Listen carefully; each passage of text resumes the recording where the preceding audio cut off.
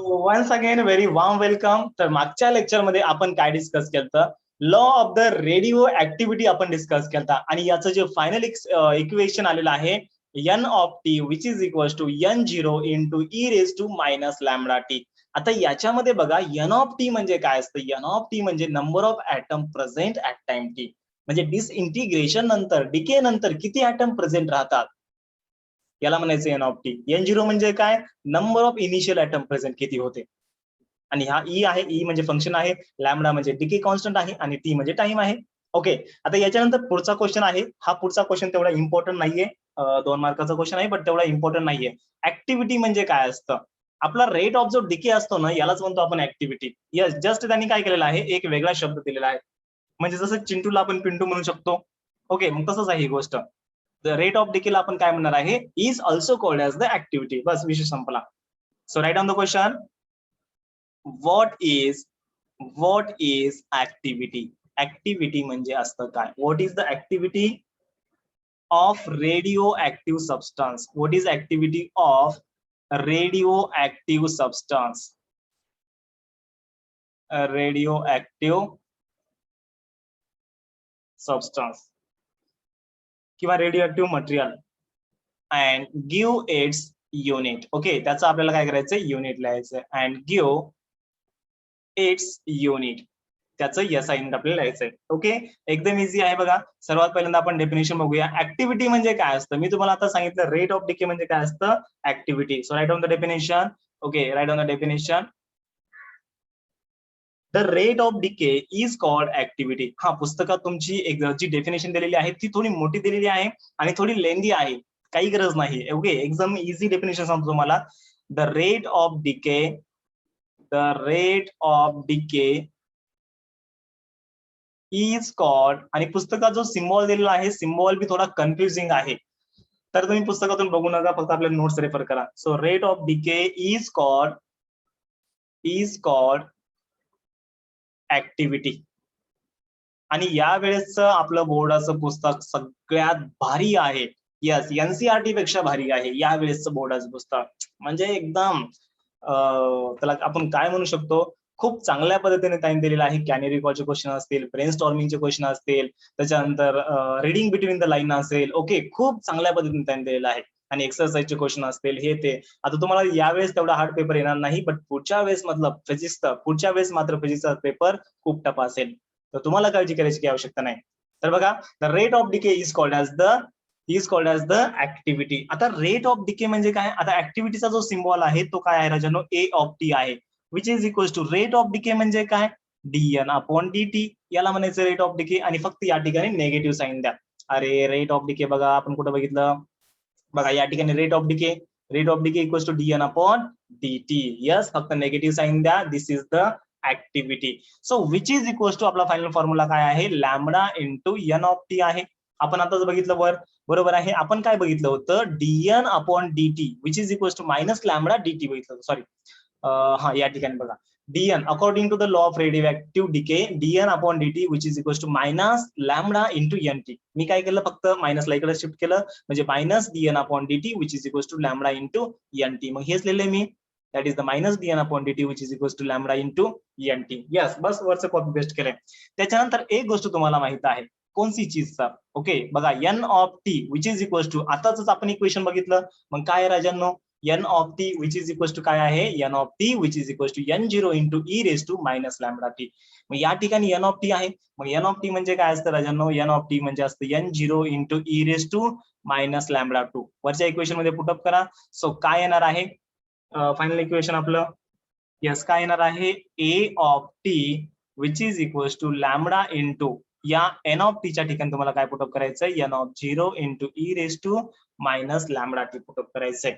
Yes, लक्षामध्ये इथपर्यंतचा part. आता त्याच्यानंतर स्टार्टिंगला म्हणा, स्टार्टिंगला मला सांगा टाइम किती असतो रे. स्टार्टिंग जर असेल सर टाइम झिरो असणार आहे. ऑफकोर्स कोणाची बी स्टार्टिंग असू द्या, टाइम आपला किती असणार आहे, झिरो असणार आहे. मग द ऍक्टिव्हिटी इज, मग त्या ठिकाणी ऍक्टिव्हिटी काय येणार आहे, द ऍक्टिव्हिटी इज, मग या ठिकाणी टीच्या ठिकाणी झिरो पुटअप करा, म्हणजे काय येणार आहे, A zero which is equal to lambda into काय येणार आहे, एन झिरो, आणि E raise to minus lambda into या ठिकाणी येणार आहे झिरो. म्हणजे या ठिकाणी फायनल राजांनो काय येणार आहे, lambda into N zero into E raise to G, sorry E raise to zero. मग कोणत्याही संख्येचा पॉवर जर झिरो असेल तर ती संख्या काय असते रे? E raise to zero. तुम्ही फॉर्म्युला बघितला असेल बघा, E raise to zero. E raise to zero काय असतो? किंवा 10 रेस टू पॉवर झिरो. कोणत्याही संख्येचा जर पॉवर झिरो असेल तर त्याला आपण काय म्हणतो? Yes, that is equal to 1 असतं. मग या ठिकाणी काय येणार आहे? लॅमडा इंटू फक्त एन झिरो येणार आहे. ओके, कोणत्याही संख्येचा पॉवर जर झिरो असेल सो दॅट इज द 1 असतं. म्हणजे या ठिकाणी तुम्ही सिन्स मध्ये लिहू शकता. सिन्स मध्ये मी या ठिकाणी रेड कलर मध्ये लिहितो कारण की तुमच्या गोष्टी लक्षात यावा. So since E raise to zero equal to तुम्ही 1 लिहू शकता. ओके, म्हणजे या ठिकाणी बघा लॅमडा इंटू एन झिरोला तुम्ही काय लिहू शकता? ए झिरो लिहू शकता. ओके, आता काय करा, या इक्वेशनला 1 नाव द्या. सो त्याच्यानंतरल्या from equation 1, okay, A of T as it is, कुछ बात नाही sir, which is equal to, मला सांगा हे लॅमडा इंटू एन झिरो आणि हे लॅमडा इंटू एन झिरो. मग लॅमडा इंटू एन झिरोला मी ए झिरो लिहू शकतो का रे? ऑफकोर्स लिहू शकतो. So A zero into E raise to minus lambda T. So this is the final expression for the activity of the radio active substance A of T which is equal to A zero into E raise to minus lambda T. Yes, सर्वांना clear आहे? Yes or no मला सांगा mike on करून. Yes sir. Yes, very good. पण तुम्हाला एक गोष्ट करायची आहे घरी जाऊन, म्हणजे संध्याकाळी तुम्हाला प्रॅक्टिस करायची आहे याची. देन अँड देन तुम्हाला चांगली प्रकारे कन्सेप्ट समजू शकते. नाहीतर मग बस सगळे कन्सेप्ट विसरून जाईल. सो त्याच्यानंतर तुम्हाला लिहायचंय this is equation for activity at time T. Okay, इसके बाद लिख लीजिए नीचे दिस is equation of activity. This is equation of activity at time t, at time small t. Yes, त्याच्यानंतर आता बघा याचं एस आय युनिट आपल्याला बघायचं आहे. S I unit of activity. ऍक्टिव्हिटीचं एस आय युनिट काय असतं? एस आय युनिट असतं ऍक्टिव्हिटीचं असतं बघा बॅक क्वेरल. याचं काय असतं? एस आय युनिट, याला तुम्ही बॅक म्हणा किंवा बॅक क्वेरल म्हणा. Okay, BEC Q U E R E L, becquerel. याला तुम्ही शॉर्ट मध्ये म्हणायचं बीक्यू म्हणायचं. ओके, आणि हे जे 1 becquerel that is the 1 BQ which is equal to काय असतं? 1 डीके पर सेकंद असतं. ओके, आता बघा ऍक्टिव्हिटी म्हणजे काय आहे? रेट ऑफ डिकेज आहे. फक्त त्याचं एक अनादर इक्वेशन हे आहे आणि याचं युनिट फक्त थोडं वेगळं आहे, तुम्हाला पाठ करावं लागेल. बॅक क्वेरल आणि 1 बीक्यू काय असतं? 1 डीके पर सेकंद असतं. Okay, this is the 1 decay per सेकंद. यस, ठीक आहे. तर अशा पद्धतीने आपला हा क्वेश्चन संपलेला आहे. याच्यानंतर आता 2 क्वेश्चन आपल्याला बघायचे आहेत. ठीक आहे, याचा स्क्रीनशॉट घेता. बरं, स्क्रीनशॉट आपण नंतर घेऊया. याच्यानंतर आपण आता हाफ लाईफचा हे घेऊया, डेरिव्हेशन. चला ठीक आहे, टायटल लिहा. Define half life period question mark derive expression for it. 1 minute, recording stop करते मला. ओके, इसके बाद हम और एक क्वेश्चन देखने वाले हैं that is the half life period of the radio active substance. Radio active सबस्टन्सचा हाफ लाईफ पिरियड काय असतो आणि त्याचा आपण डेरिव्हेशन आणि फॉर्म्युला बघणार आहोत. Okay, write on the question. Define half life period. Define, हा क्वेश्चन महत्वाचा आहे बरं. Define half life period. Half life period question mark derive expression for it. Derive expression for it. Okay, तर याचा आपल्याला एक्सप्रेशन फाइंड आउट करायचंय आणि एकदम इझी आहे बघा. ठीक आहे, आता मी आलेलो आहे. यस, आता बघा राजानो, हाफ लाईफ पिरियड म्हणजे काय असतो? एकदम इझी आहे. आता मला सांगा या ठिकाणी जर समजा आपण 1 kg, ओके, जर समजा आपण 1 kg रेडिओ ऍक्टिव्ह सबस्टन्स घेतलेला आहे.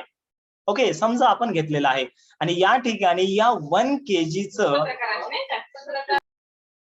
ओके, कोण आहे रे? हा बघा, या ठिकाणी 1 kg सबस्टन्सचं हाफ केजी सबस्टन्स होण्यामध्ये आपल्याला किती टाइम लागलाय बघा. 1 kg सबस्टन्सचं हाफ केजी होण्यामध्ये आपल्याला किती टाइम लागला, याला म्हणायचं हाफ लाईफ पिरियड. जर समजा या ठिकाणी 5 kg असलं असतं तर 5 kgचं 2.5 kg व्हायला किती वेळ लागलाय, किती टाइम लागलाय, यालाच म्हणायचं हाफ लाईफ पिरियड. ओके, आणि त्याचा फॉर्म्युला काय आहे तो फॉर्म्युला आपल्याला डिराइव्ह करायचा आहे. यस, सर्वांना लक्षात आहे definition? Yes sir. Yes, very good. Okay, right on the definition. Definition महत्वाची आहे बरं, आणि हा क्वेश्चन खूप महत्वाचा आहे. 1 मिनिट यार, ऐसे कैसे होगा, ये तो झूम हो गया पूरा. ये किसने किया?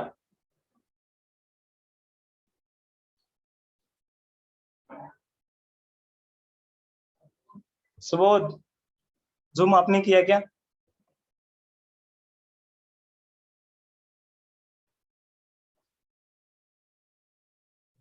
ओके चलो ठीक है, डेफिनेशन लिख लो. सो या ठिकाणी डेफिनेशन मस्तपैकी green अक्षरामध्ये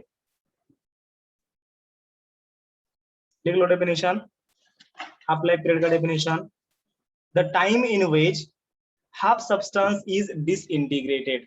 Okay, the time in which half substance is disintegrated, the time in which half substance is disintegrated.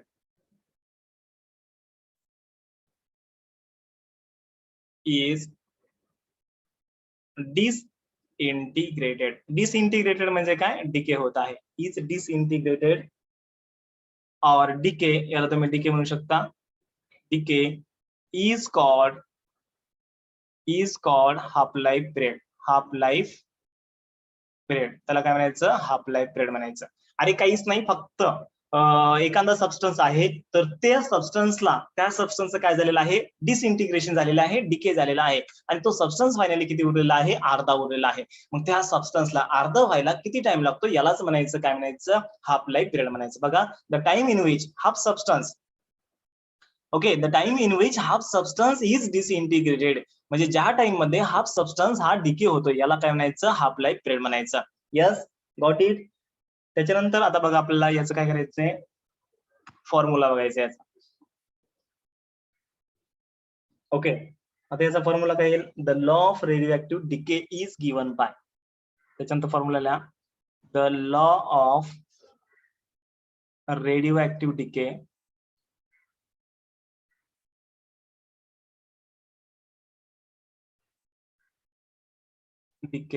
Is given bye. मग सांगा बरं, लॉ काय असतो रेडिओ ऍक्टिव्ह डिकेचा? आपण बघितला फॉर्म्युला. हा sir, N of T which is equal to काय असतं? n0 into E raise to minus lambda T असतं. आताच आपण बघितलं इक्वेशन, रेडिओ ऍक्टिव्ह डिकेचं equation, N of T which is equal to n0 into E raise to minus lambda T असतं. त्याच्यानंतर आता या ठिकाणी बघा, जर समजा T equals to directly half झालेला आहे, ओके, म्हणजे टाइम किती झालेला आहे? टी इक्वल्स टू हा हाफ लाईफ पिरियड आहे.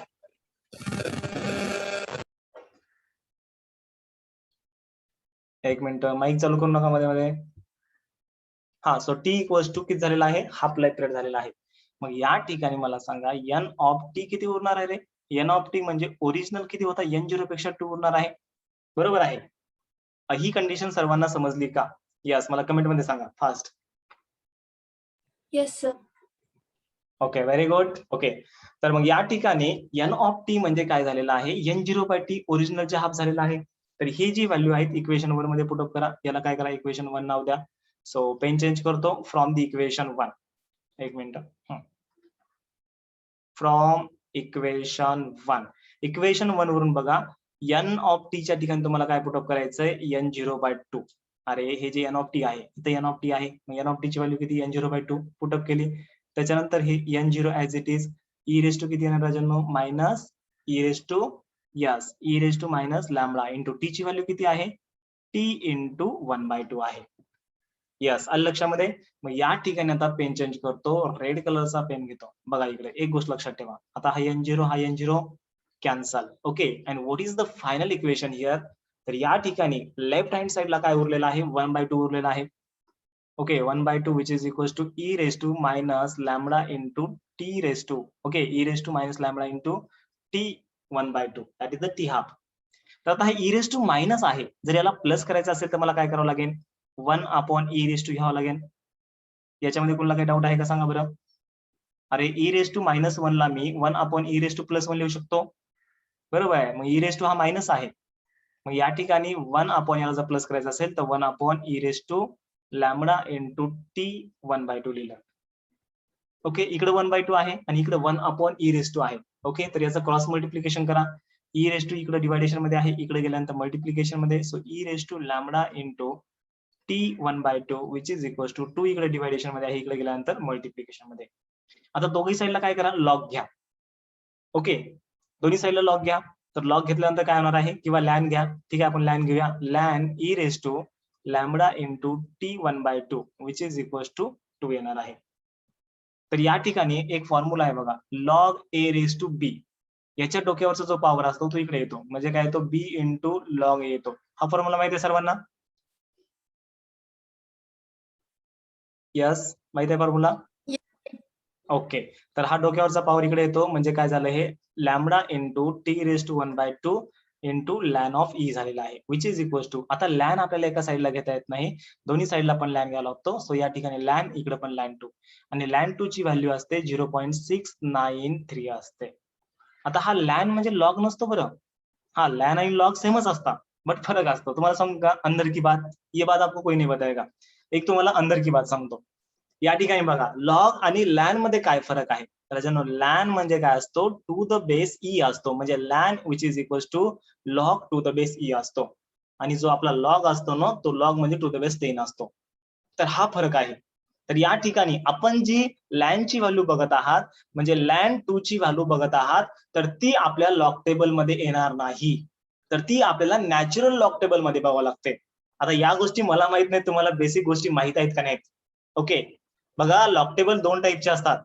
एक असतो कॉमन लॉग, एक काय असतो, कॉमन लॉग, ज्याचा की बेस 10 असतो. जे तुमच्याकडे पुस्तक आहे तो आहे कॉमन लॉग, ज्याचा बेस 10 आहे. आणि दुसरा एक असतो नॅचरल लॉग, जो युरोपियन कंट्रीज मध्ये युज होतो, त्याचा बेस ई असतो. दॅट इज त्याला आपण म्हणतो लॅन ई म्हणतो, किंवा लॉग ई म्हणतो. यस, ठीक आहे. आता जास्त काही ताण घेऊ नका, कारण की तुम्हाला माहित आहे, मला माहित आहे, तुमची 11वी तेवढी चांगल्या पद्धतीने झालेली नाहीये. तर या सर्व बेसिक गोष्टी आहेत, 11वीला व्हायला पाहिजे होता, बट याला मी बी काही करू शकत नाही, आणि तुम्ही बी काही करू शकत नाही. ओके, तुम्ही फक्त एवढं लक्षात ठेवा, हा फॉर्म्युला लक्षात ठेवला. ओके, लॅन 2 ची व्हॅल्यू 0.693 असते, एवढं लक्षात ठेवा. यस, आणि त्याच्यानंतर लॅन ई ची जी व्हॅल्यू असते ना, ती 1 असते.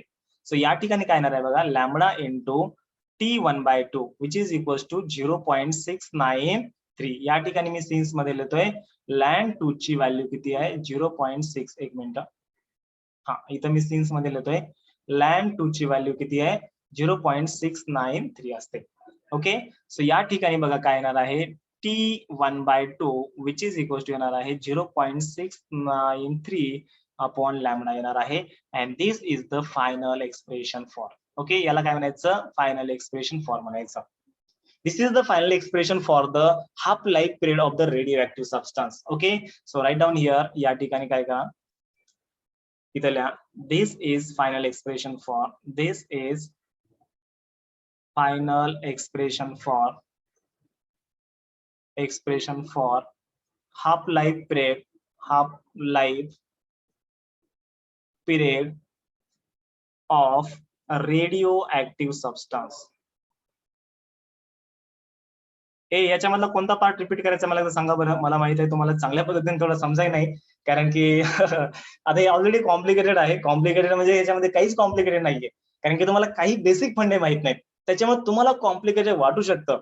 आणि ज्यांचं मॅथ थोडं स्ट्रॉंग आहे त्यांना थोडं इझी जाईल आणखी ही गोष्ट. यस, याच्यामध्ये कोणाला काही डाऊट आहे का? डाऊट असेल तर मला विचारा.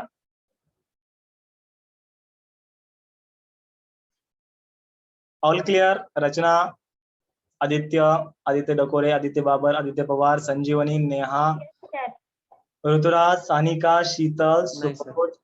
Okay, all clear. त्याच्यानंतर तन्वी, सुमित, सुबोध. हा, ऑल क्लिअर आहे. चला ठीक आहे. आणि घरी जाऊन एकदा तुम्ही काय करायला, सॉल्व्ह करा मी सांगितल्याप्रमाणे. Okay, so this is the half life period and this is the derivation of the, किंवा this is the final expression for the half life period of the radioactive substance. Okay, तर आता काय करा, मी लिंकला end करतोय, त्याच्यानंतर काय करा, same लिंकला join करा. आपल्याकडे किती मिनिटं बाकी आहेत रे? मला वाटतं आणखीन आहेत, थोडा वेळ बाकी आहे वाटतं आपल्याकडे. होऊन जाईल आपलं डेरिव्हेशन पुढचं, अवरेज लाईफ असतं, होऊन जाईल ना याच्यामध्येच. 13 मिनिटं आहे, 13 मिनिटांमध्ये होऊन जाईल. यस, ठीक आहे, मीटिंगला एंड करू नका. चला ठीक आहे, याच्यानंतर पुढचा क्वेश्चन लिहा. Write down next question, average life of a radio active substance. आता डायरेक्टली बघा, या ठिकाणी मी काही टायटल लिहित नाही, average life of the radio active substance. तर मला सांगा, आपली माणसाची एक अवरेज लाईफ असते. आता समजा एखादा माणूस हा 100 वर्ष जगला, किंवा एखादा 50 वर्ष जगला, एखादा 70 जगेल, कुणी एखादा समजा 40 जगेल. ठीक आहे, आता प्रत्येकाचं नशीब असतं. आता समजा या ठिकाणी सुबोध आहे. सुबोध समजा किती 110 वर्ष जगूया. ओके, चला ठीक आहे, सुबोध आपला 110 वर्ष जगला. कुणी समजा 80 वर्षे, कुणी 50 वर्षे.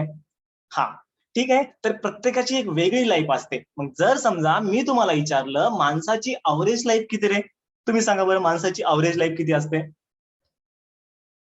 तुम्हाला जर क्वेश्चन विचारलं तर अवरेज लाईफ किती असते माणसाची? अरे सांगा ना लवकर, चला फास्ट. यस, सुबोध करेक्ट, 70 ते 80 वर्षे असते. बरं ठीक आहे, मी या ठिकाणी घेतो 70 वर्षे.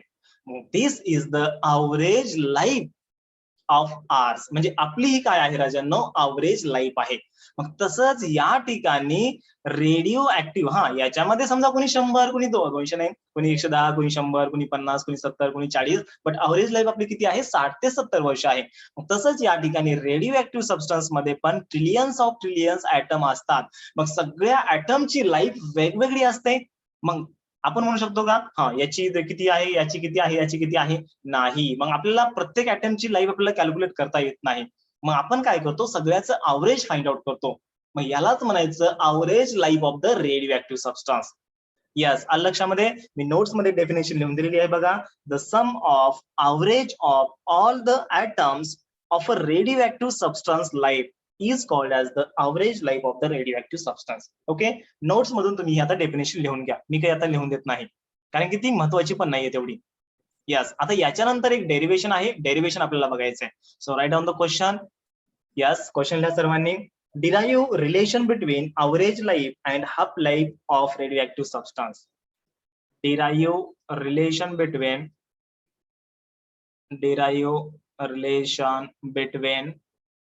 average life,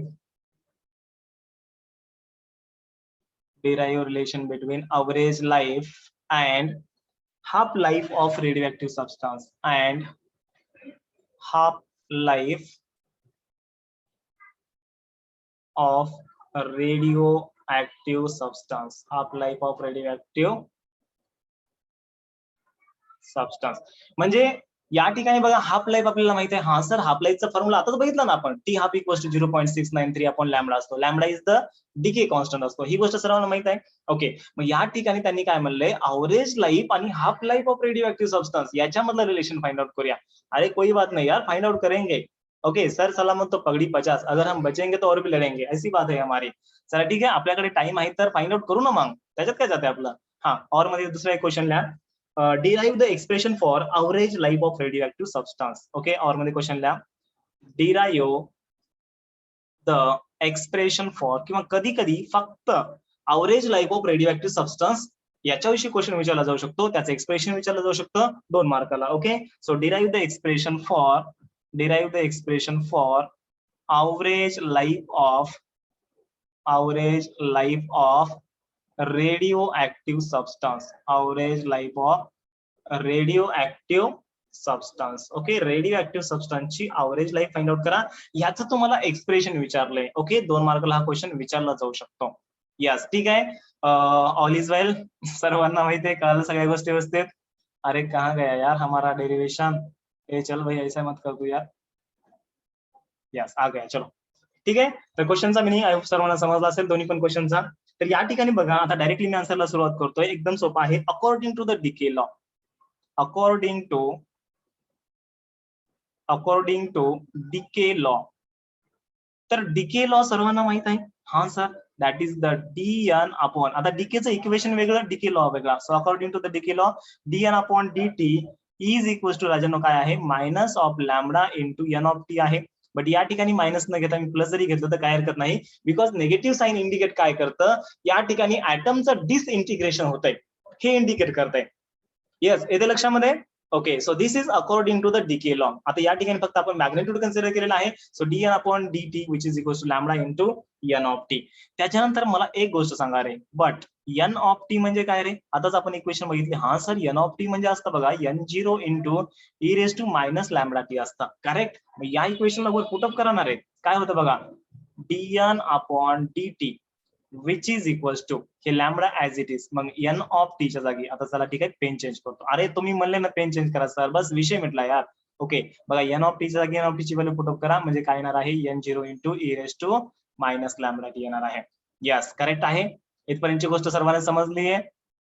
ओके, त्याच्यानंतर आता बघा, आता मी काय करतो, dn इक्वल्स टू, आता हे dn इक्वल्स टू, आता हा जो dt आहे, आता हा जो dt आहे, dt इकडे राजांनो डिवायडेशन मध्ये आहे. हा सर डिवायडेशन मध्ये आहे, ये तो हमें दिख रहा है. ओके, मग याला शिफ्ट करा ना आता इकडे मल्टिप्लिकेशन मध्ये. इकडे गेल्यानंतर मल्टिप्लिकेशन मध्ये म्हणजे काय येणार आहे, dn which is equals to lambda into n0 into E raise to minus lambda T into या ठिकाणी काय येणार आहे dt येणार आहे. आणि हा जो dt सॉरी हा जो dn असतो, dn म्हणजे काय असतो, this is number of atoms decaying, म्हणजे जेवढे ऍटम डिके झालेले आहेत किंवा जेवढे ऍटम या ठिकाणी डिके होणार आहेत, दॅट इज द dn असतो. मी तुम्हाला सांगितलं होतं बघा, कोणत्या डेरिव्हेशन मध्ये सांगितलं होतं, पहिल्या डेरिव्हेशन मध्ये बघा dn काय असतो, या ठिकाणी सांगितलं होतं dn कुठे गेलं आपलं, यस या ठिकाणी बघा dn म्हणजे नंबर ऑफ ऍटम्स डिके, किती ऍटम डिके होत आहेत किंवा किती ऍटम डिके झालेले आहेत, तो म्हणजे काय असतो dn असतो. मग या ठिकाणी तुम्हाला काय लिहायचंय, dn beta, what is the dn, this is the number of atoms decaying. Okay, so या ठिकाणी लिहू शकतो मी, this is the number of atoms decaying. आता डिकेइंग म्हणा किंवा डिके म्हणा एकच आहे, कारण डिकेइंग म्हणजे डिके होत आहेत आणि डिके म्हणजे डिके झालेले आहेत, म्हणजे डिके होत आहेत म्हणजे शेवटी होणारच आहेत. यस आलं लक्षामध्ये. इन बिटवीन, आता बिटवीन टाइम काय आहे, इन बिटवीन टी टू, या ठिकाणी आपण टाइम थोडा वाढवलेला आहे, टी प्लस डेल्टा टी केलेला आहे, म्हणजे या ठिकाणी काय येणार आहे, इन बिटवीन टी टू, या ठिकाणी काय येणार आहे टी प्लस डेल्टा टी. या टाइम मध्ये काय झालेलं आहे, नंबर ऑफ ऍटम एवढे डिके झालेले आहेत, किती, dn equals to lambda into n0 into E raise to minus lambda T into dt. आता जर समजा आपल्याला average life time find out करायचा असेल, ओके, आता बघा या ठिकाणी सो म्हणू शकता देअरफॉर किंवा so the average life time, okay, so the average life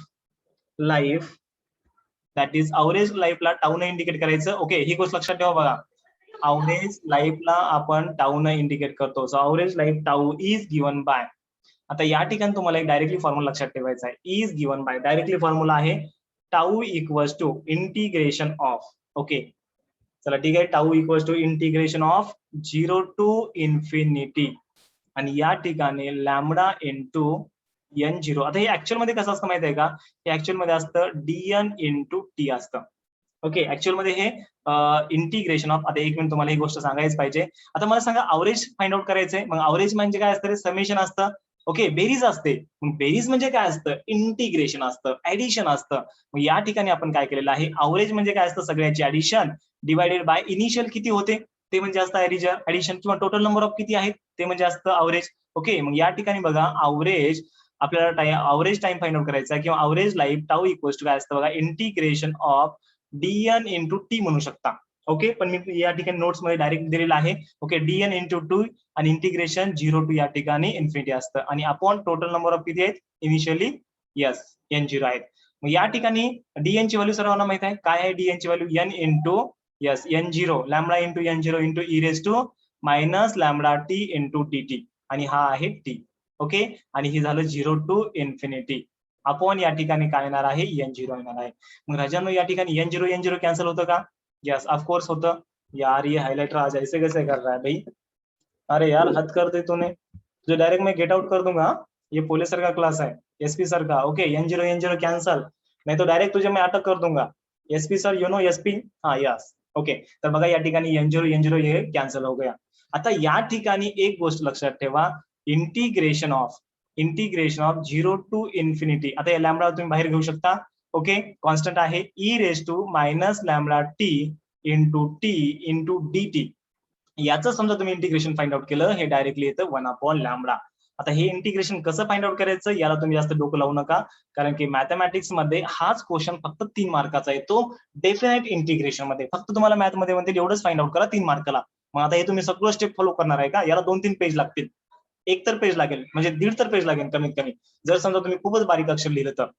आणि जर मोठं असेल तर 3 पेज लागतात. मग डबल तुम्ही सॉल्व्ह करणार आहे का?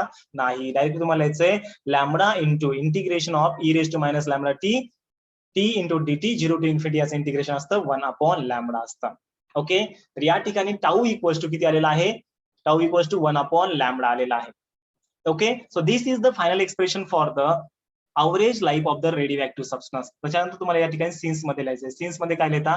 डायरेक्टली असं इंटिग्रेशन म्हणून लिहा. Since lambda into integration of 0 to infinity okay e raise to minus lambda T into dt याचं इंटिग्रेशन असतं 1/लॅमडा असतं. यस, लक्षामध्ये म्हणजे टाऊ इक्वल्स टू 1/लॅमडा येणार आहे. म्हणजे काय रे? Reciprocal of decay constant. Lambda म्हणजे काय आहे? डीके कॉन्स्टंट आहे. म्हणजे reciprocal of the decay constant म्हणजे काय असतो? टाऊ असतो. That is the average life of the radio active substance असतं. त्याच्यात तुम्हाला या ठिकाणी लिहायचंय this is final expression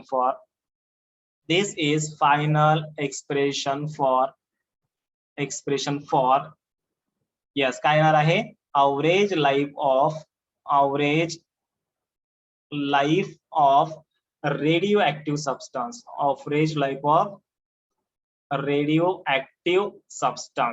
yes, clear है सबको? अरे हाँ या ना बोलो यार, जल्दी फटाफट चलो. Yes, sir. ओके, चला ठीक आहे. मला वाटतंय लेक्चर करता करता जेवण बी चालू आहे वाटते, कारण की स्टार्टिंगला आवाज थोडा कमी होता, आता आवाज वाढलेला आहे. यस, चांगली गोष्ट आहे, चांगला जोश आहे. यस, थँक्यू, कारण की असाच उत्साह राहू द्या, कारण की लेक्चरला मला बी उत्साह येईल. यस, टाऊ इक्वल्स टू 1/लॅमडा. This is the final expression for. आता एक गोष्ट मला सांगा, टी हाफ इक्वल्स टू 0.693/लॅमडा असतं. ओके, बस ही गोष्ट इथे लिहायची. बघा या ठिकाणी तुम्हाला काय लिहायचंय? पेन चेंज करतो, आपला ब्लॅक कलरचा पेन घेतो या ठिकाणी. तर काय लिहायचं तुम्हाला? बट. ओके, बट या ठिकाणी T that is the half life of the radio active substance. T half equals to 0.693/लॅमडा असतं. आणि हे जे 1/लॅमडा असतं, 1/लॅमडा मी काय लिहू शकतो रे? 1/लॅमडाला मी काय लिहू शकतो? यस, लवकर सांगा, चला फास्ट. 1/लॅमडाला मी टाऊ लिहू शकतो का? Yes or no? 1/लॅमडा मी टाऊ लिहू शकतो. तो या ठिकाणी येणार आहे टाऊ. यस, व्हेरी गुड बेटा. त्याच्यानंतर T half which is equal to येणार आहे 0.693 इंटू टाऊ. टाऊ म्हणजे काय असतं? अवरेज लाईफ असते. टी हाफ म्हणजे काय असतं? हाफ लाईफ असते. आणि या दोघांमधलं रिलेशन काय आहे? T half which is equal to 0.693 tau. तर या ठिकाणी जर समजा तुम्हाला क्वेश्चन विचारला relation between the half life period and the average period, that is the average life, तर हे रिलेशन फाइंड आउट करायचं. जर फक्त क्वेश्चन विचारला find out the average life, तर इथपर्यंत लिहायचं. आणि this is the final expression for the average life. Okay, आणि याच्या खाली काय येणार आहे? This is the final expression for the relation between the half life period and the average life. तर या ठिकाणी लिहा this is final expression for काय येणार आहे? Half life period and average life of radio active substance. आता अक्षर थोडं मी जरा फास्ट मध्ये लिहितोय. Okay, radio active substance, but notes मध्ये खूप चांगल्या पद्धतीने दिलेलं आहे. तर या ठिकाणी आपला चॅप्टर दी एंड झालेला आहे. 6 मार्काचा चॅप्टर आहे, एकदम इझी चॅप्टर आहे. हा, सर्वात शेवटचा पार्ट थोडा आहे तुमच्यासाठी नवीन आहे, कारण की न्यूक्लिअर फिजिक्स याच्याबद्दल तुम्ही शिकलेच नाहीये, त्याच्यामुळे हा पार्ट थोडा तुम्हाला कॉम्प्लिकेटेड जाऊ शकतो, बरं, पण जाणार नाही. ओके, घरी गेल्यानंतर एकदा प्रॅक्टिस करा, सर्व गोष्टी एकदम आरामात होऊ द्या, निवांत होऊ द्या.